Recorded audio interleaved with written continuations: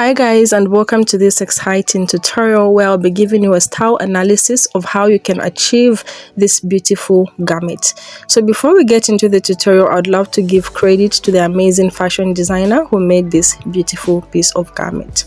So it has a bodice top, the skirt, and the other style feature at the hemline that we're going to talk about. So make sure you subscribe and give this video a thumbs up if you'd love to watch more tutorials like this one. So let's start with the bodice part. So the top bodice part has a deep V neckline, and between the V neckline there's a mesh illusion. And the bodice is not a full bodice, it is an off shoulder with off shoulder sleeves.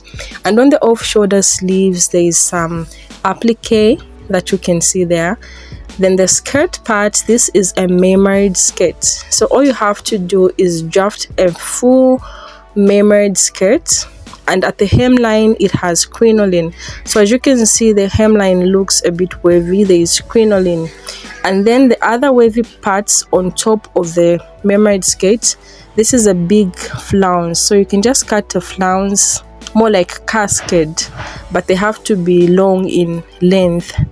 So the cascade was also fusible interfaced to make it stiff, to stabilize it. You can use fusible interfacing with the lining and also crinoline if you wish.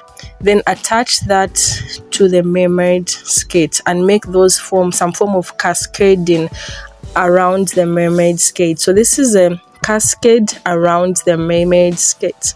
So if you'd love to watch more style illustration and sewing and pattern drafting videos like this one, make sure you subscribe and give this video a thumbs up.